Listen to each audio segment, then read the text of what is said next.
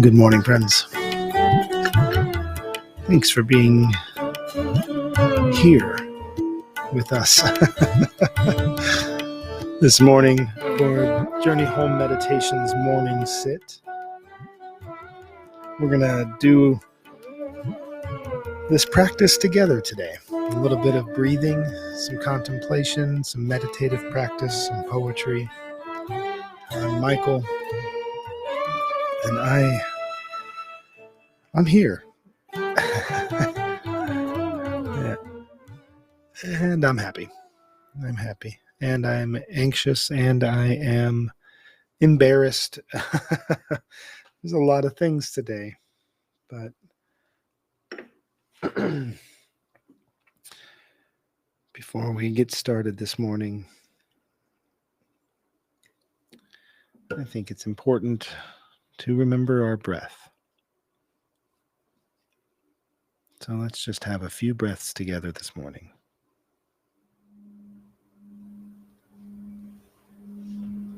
With the sound of the bell, breathing in.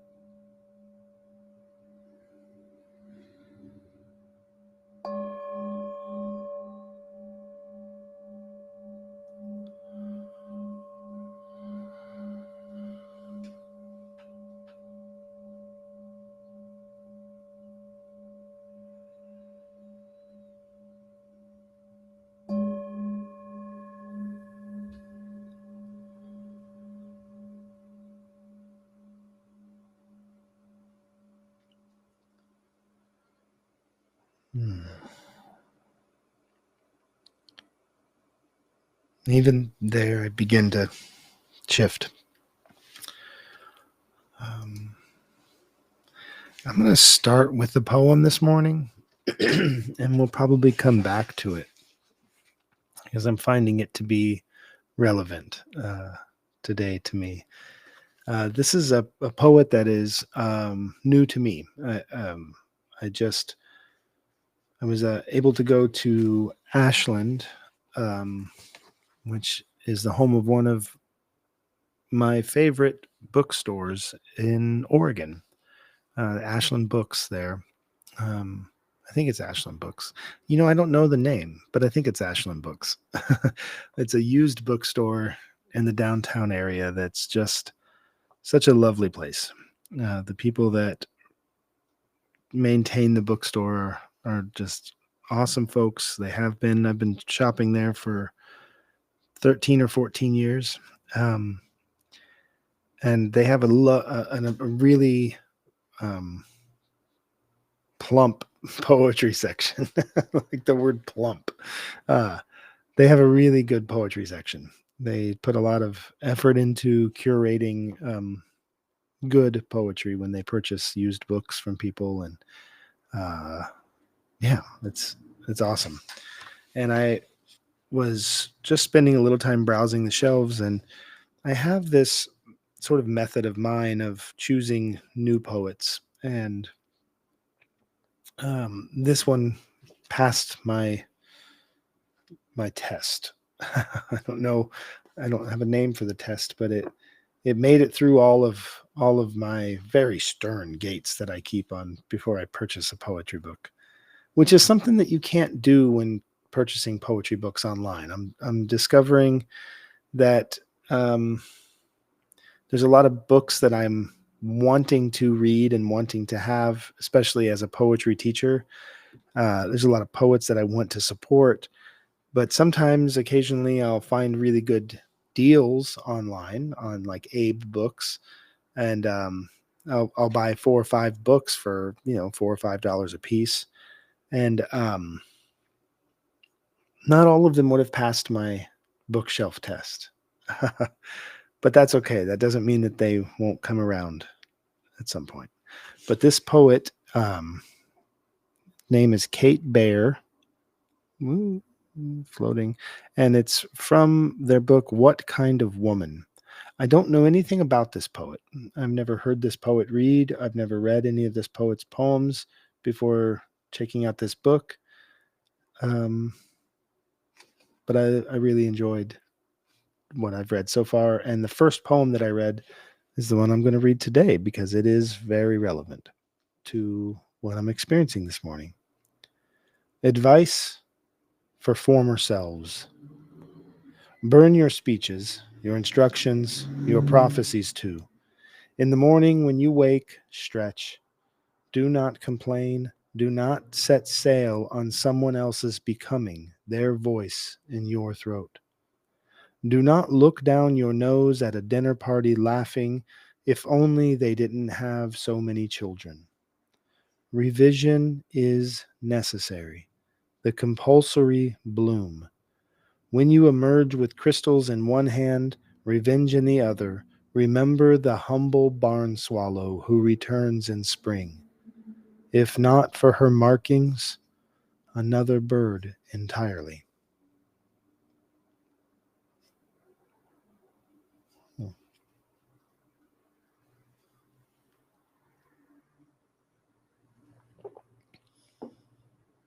It's Kate Baer. What Kind of Woman is the name of the book. And we'll probably come back to this poem this morning because, yeah. So this morning I found myself rising and having a wonderful morning until I didn't. Until this little thing occurred. And for some reason, I was unaware that this little thing was sort of releasing the safety on the trigger point of my panic. I started finding my entire central nervous system very quickly overwhelmed, and I went into a bit of a panic. And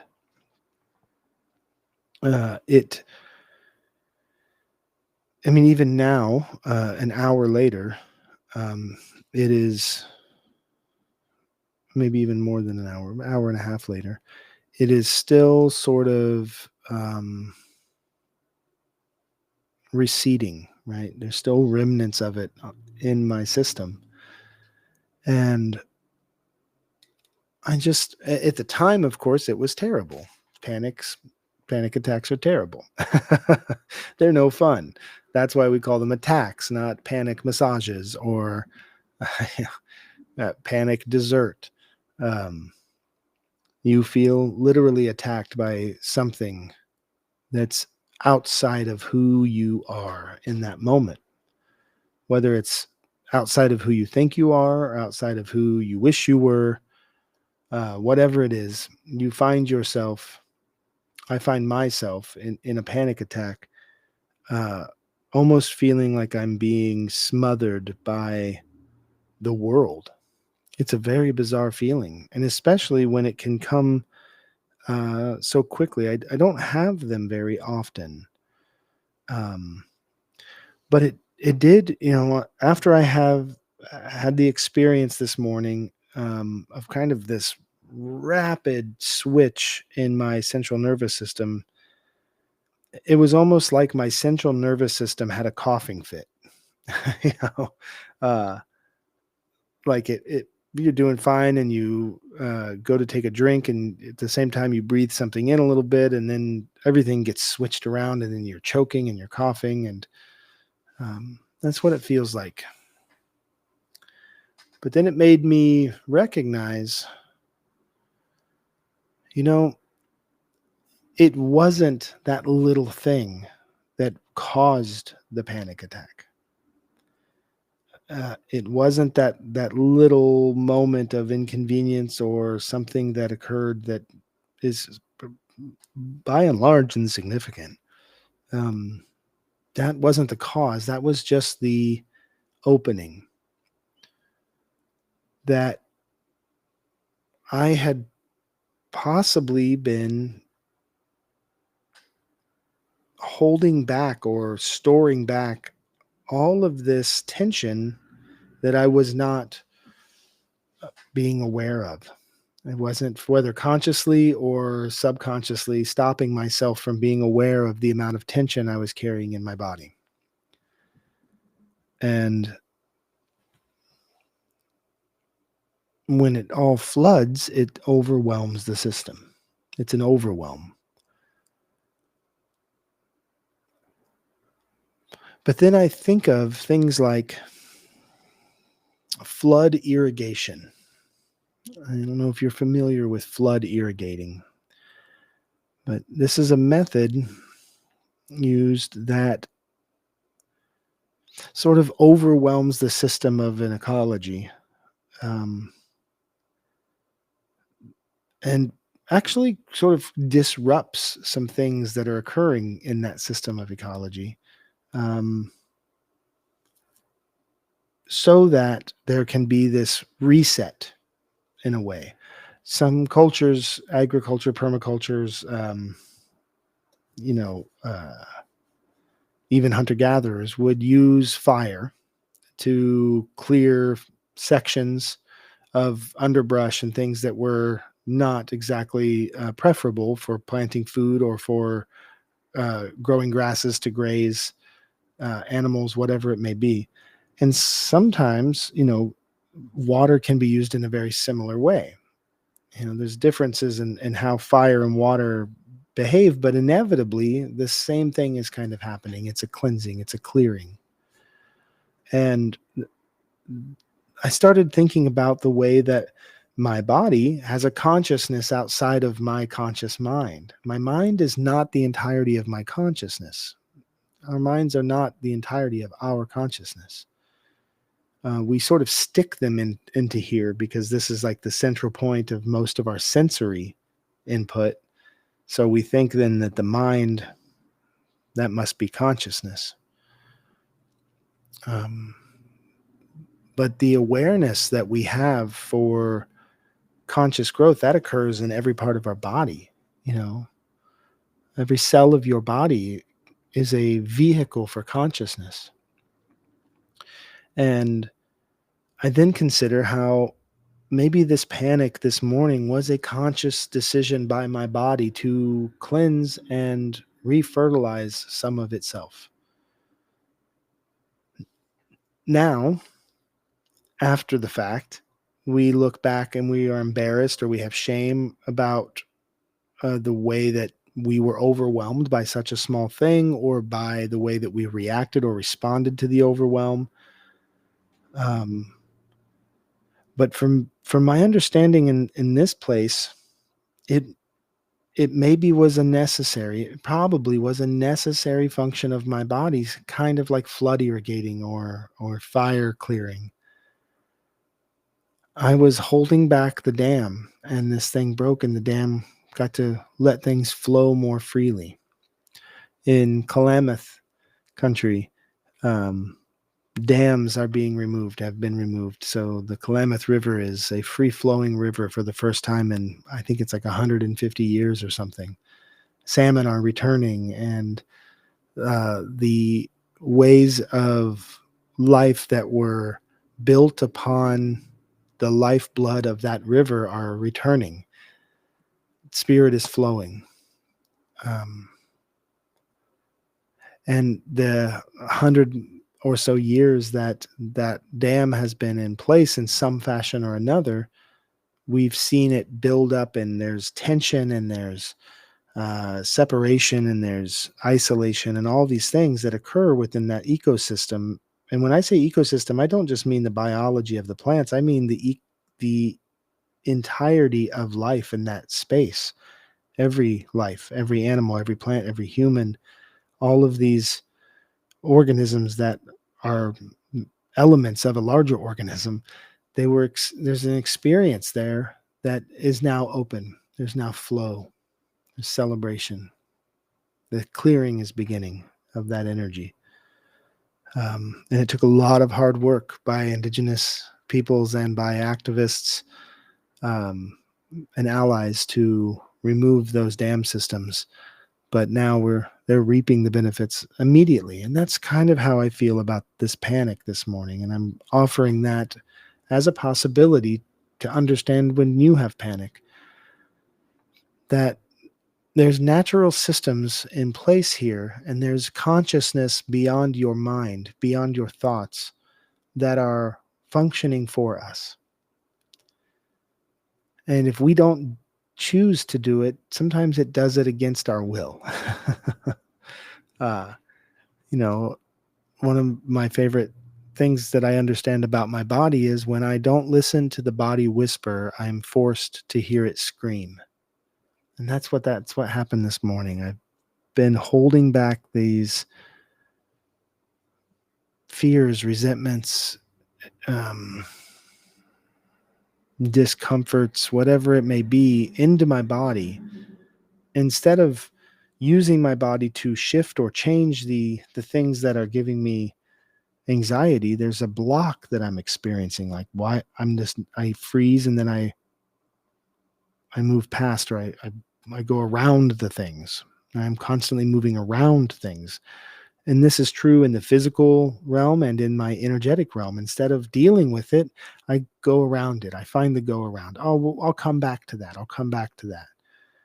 And then I don't until I do. And when I do, it's all coming in at once.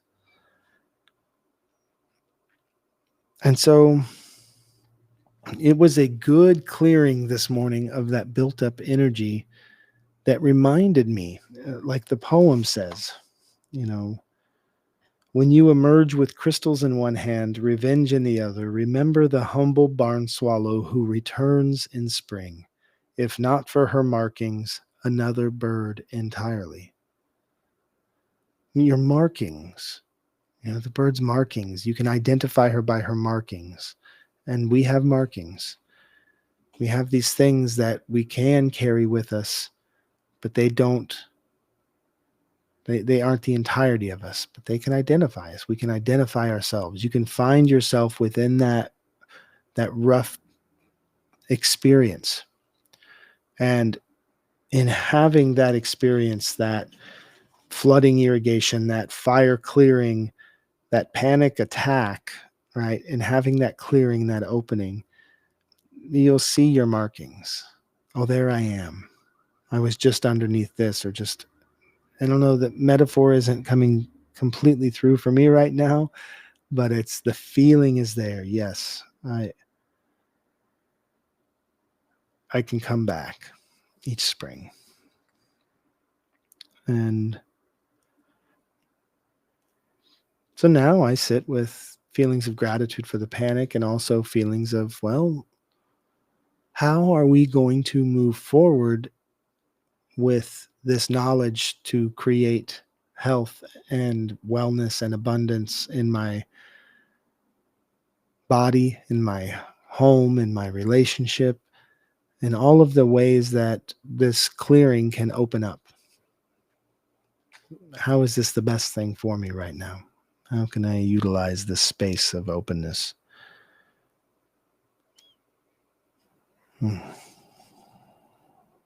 How can I utilize the space of openness? Maybe let's just bring in, for a few moments, our practice. Placing your feet either flat to the floor or crossed or lying on your back. Elongating the spine to sit erect. Gently bringing the shoulder blades together in the back. Opening your palms facing upwards so that your shoulders roll open just enough to open the chest and the heart. Relaxing the shoulders, the jaw. Relaxing the eyes, the forehead. Moving down the body, the neck.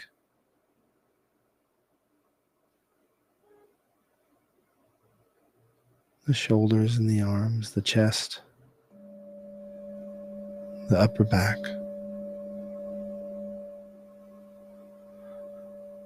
Keep moving down your spine, becoming fully aware as you can of all of the places where you exist consciously inside of this body, this vehicle for consciousness.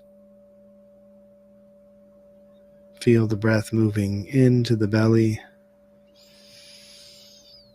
as the diaphragm pulls down into the body, enlarging the abdomen and the belly to bring the air into the lungs.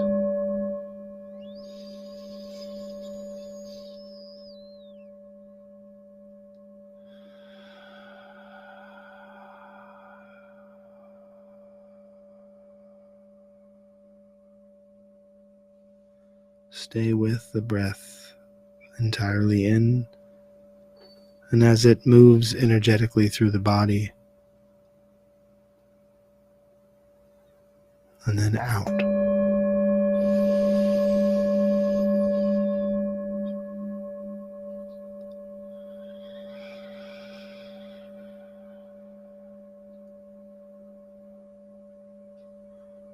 Move your awareness down the spine, through the groin and the upper hips, the thighs, the knees, the calves, the feet.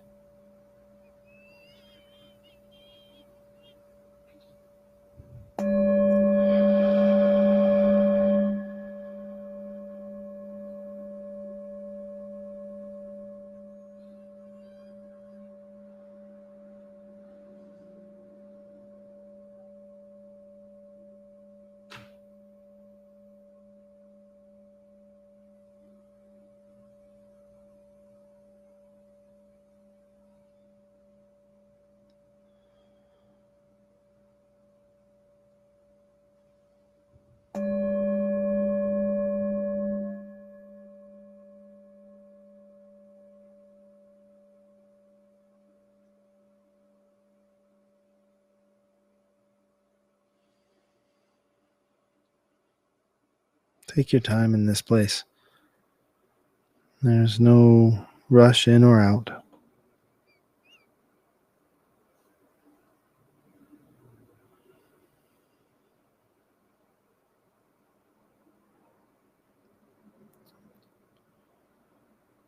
Allow for the subtleties to arise, the quiet voices to begin to be heard over the silence of your stilled thought.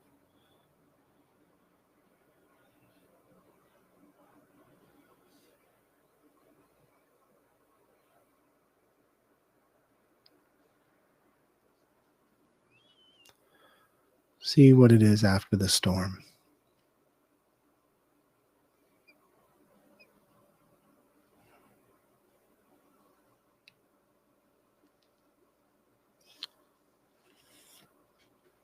Advice for Former Selves by Kate Baer. Burn your speeches, your instructions, your prophecies too. In the morning when you wake, stretch. Do not complain. Do not set sail on someone else's becoming their voice in your throat. Do not look down your nose at a dinner party laughing if only they didn't have so many children. Revision is necessary. The compulsory bloom. When you emerge with crystals in one hand, revenge in the other, remember the humble barn swallow who returns in spring. If not for her markings, another bird entirely.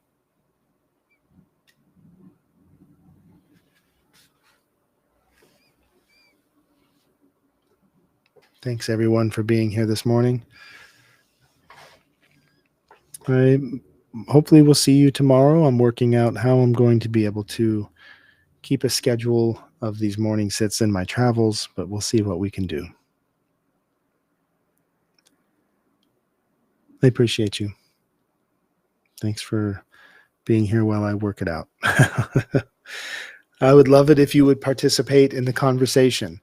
You can comment on any of these videos on the posts on Substack. You can send messages and share your ideas, your experiences. It's really important. This is not supposed to just be one person's platform speaking downwards. This is a community of ideas. And I love when I receive your emails and your messages. So if you have questions, if you have stories, comments, things to suggest, please reach out. I would like to hear your voice. Thank you. Hariom.